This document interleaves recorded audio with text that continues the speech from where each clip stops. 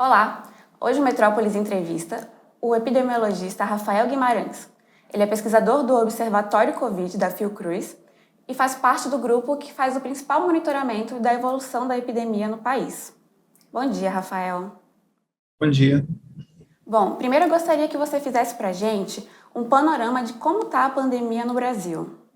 Bom, a gente hoje vive um cenário epidemiológico bem mais favorável do que a gente viveu no início do ano. A gente tem aí uma queda consistente do número de óbitos e do número de internações, né, acompanhado aí de um declínio um pouco mais sutil, mas já prolongado também do número de casos totais na população. E isso seguramente é resultado do bom desempenho da vacina, né? A gente tem aí, desde o início de 2021 a vacinação da população geral, e a gente já passou por algumas fases dessa vacinação, né? Desde a expansão dela para a população em geral adulta, agora mais recentemente, né, há 3, 4 meses atrás, o início da aplicação também para a população adolescente, e agora, finalmente, a gente tem a aprovação da Anvisa para o início da vacinação em crianças, apenas aguardando a possibilidade de compra, né, e importação dessas vacinas. Então, o cenário que a gente tem daqui para frente, ele é otimista, mas a gente está sempre muito... não pode deixar de fugir do nosso radar a ocorrência de eventos que possam trazer maior preocupação para a gente. E hoje o que a gente tem são duas grandes preocupações, que é a introdução da Ômicron, né, a criação, o surgimento dessa nova variante, e também a questão de como que a gente vai se comportar com relação a eventos de massa, que é o que a gente tem com muita frequência neste período do ano, por conta das festas de fim de ano, por conta das férias escolares e um pouquinho ali adiante por conta do carnaval. O senhor bem falou sobre o surgimento da Omicron e em 3 semanas, né, que ela foi descoberta, ela já se espalhou rapidamente, está em cerca de 80 países. Você acredita que com o nosso histórico epidemiológico, junto com essa variante, em 2 semanas ali até o final do ano, a gente pode ter uma mudança aí no cenário da pandemia no país? É sempre possível. Veja, a gente ainda não tem informação suficiente para poder falar sobre maior agressividade dessa variante. Então, a princípio, ela não causa maior problema do que propriamente as outras variantes, mas ela é uma variante mais infectante. Então, a tendência é que ela consiga dispersar mais rápido no ambiente e aí atingir uma quantidade maior de população, né? Então, a nossa grande preocupação hoje está na questão dos eventos, exatamente por isso, porque se a gente abre as fronteiras de forma indiscriminada e não faz controle da entrada e saída de pessoas hoje no país, há um risco iminente da gente ter uma introdução em massa de muitas pessoas potencialmente contaminadas e rapidamente ela dispersar no território nacional. Essa semana, inclusive, a Fiocruz ela lançou uma cartilha, né, com recomendações para as festas de final de ano. Você pode elencar para a gente quais são os principais pontos?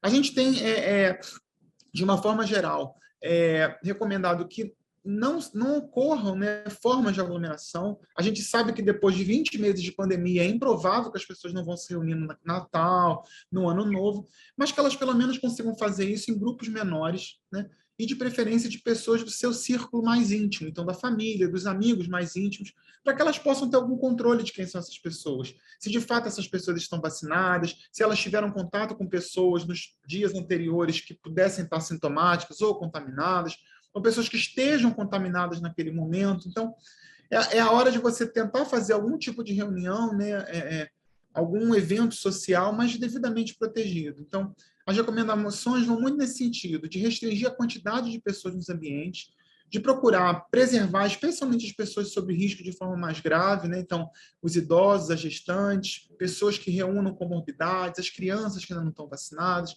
Então, para essas, a gente recomenda que a máscara seja mantida durante todo o tempo, né?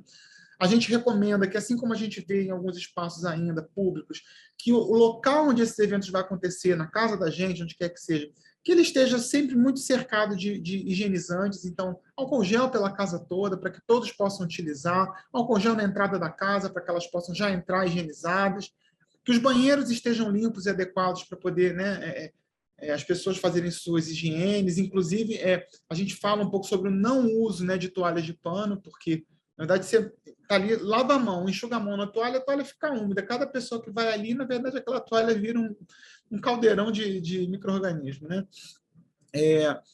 E a gente tem, assim, o ponto alto da cartilha, na verdade, fala sobre a vacinação. E a gente usou um pouco esse slogan, né, de que esse é o melhor presente de Natal que você pode dar para sua família, porque só se todo mundo estiver adequadamente vacinado é que a gente pode garantir que a gente está num ambiente um pouco mais seguro da probabilidade de contaminação.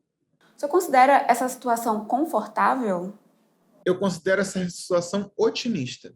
Eu só vou me sentir confortável quando a gente, de fato, tiver um cenário absolutamente tranquilo, no sentido da gente ter uma excelente cobertura vacinal e uma quantidade bastante diminuída de casos graves e óbitos, né? A gente já teve períodos nessa pandemia muito críticos para o Brasil, com 4 mil óbitos diários. A gente já não está mais nesse patamar, mas a gente ainda tem 180, 200 mortes por dia. Então, enquanto a gente tiver morte em decorrência de uma doença cuja gravidade pode ser evitada, a gente não pode dizer que está confortável com isso, né? Então, todo o empenho que a gente tem hoje é no sentido de tentar reduzir cada vez mais esse número, até que a gente possa lidar com a Covid de uma forma mais endêmica. E, nesse sentido, a gente saber o que deve ser feito com relação a ela em longo prazo. A gente ainda não sabe isso, né? Se a gente vai ter que fazer vacinação anual, se as 3 doses que no momento estão sendo realizadas serão suficientes para cobrir todas as variantes e, eventualmente, novas variantes que surjam. Então, a gente está um pouco trocando a roda do carro com ele andando. A gente está aprendendo com o curso da pandemia. A gente espera que em algum momento a gente tenha tranquilidade suficiente para conseguir estudar com profundidade sem ter que estar preocupado de ter uma resposta imediata para tomar uma atitude ou criar uma estratégia, uma política pública 2 dias depois, né? Então, acho que esse será o ponto onde a gente terá, de fato, conforto, para que a gente possa fazer o trabalho da ciência com a tranquilidade necessária para a gente pensar em medidas de médio e longo prazo e que a gente não tenha um impacto tão significativo na família das pessoas que diariamente estão perdendo seus chefes de família, às vezes famílias inteiras. A Fiocruz ela tem um grupo separado de pesquisa que faz o monitoramento da influenza. E eu queria que o senhor fizesse para a gente, se for possível, uma breve análise de como estão. A gente está vendo que os casos no Rio de Janeiro e em algumas outras capitais estão aumentando significativamente e alguns cientistas já falam em twindemic, que seria, né, a epidemia de 2 vírus simultaneamente. O senhor avalia que é possível que aconteça isso no caso da influenza e da Covid? Então, a gente tem, de fato, um grupo que se dedica exclusivamente a fazer a análise da gripe, né, que é o Infogripe.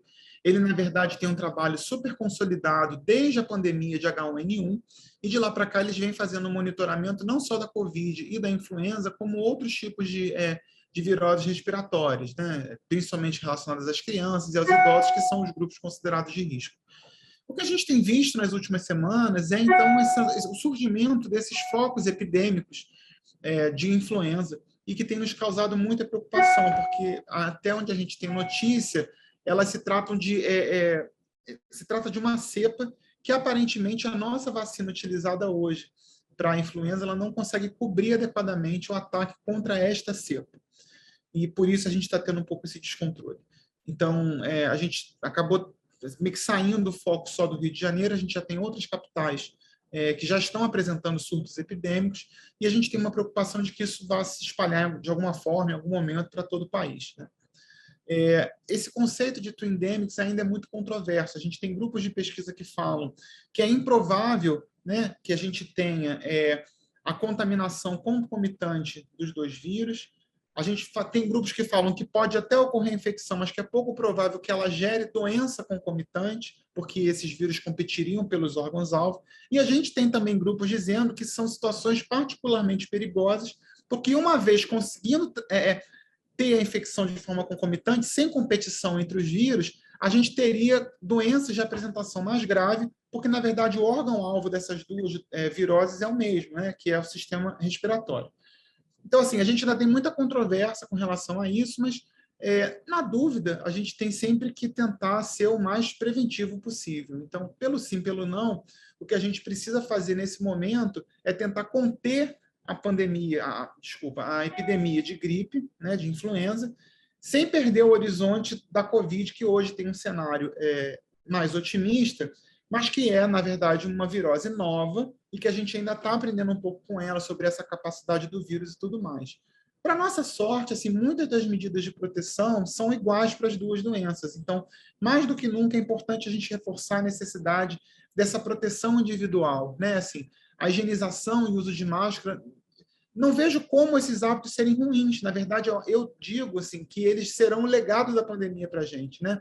A cultura de usar máscara quando a gente tiver com sintoma respiratório, essa cultura que já deveria ter para tudo, que é manter uma higienização adequada das mãos, do rosto e tudo, possivelmente serão armas importantes para a gente não ter o risco de ter, então, essa twin endemic, se ela de fato existir, né? E que ela sirva, na verdade, um pouco de forma da gente adquirir esses hábitos para toda a vida. Professor, muito obrigada pelos seus esclarecimentos. A gente espera que o cenário das próximas 2 semanas permaneça otimista. Obrigada. Obrigado, viu? Eu que agradeço. Esse foi o professor Rafael Guimarães, do Observatório Covid. Para mais informações como esta, se inscreva no canal, deixe o seu like e ative o sininho. Até mais!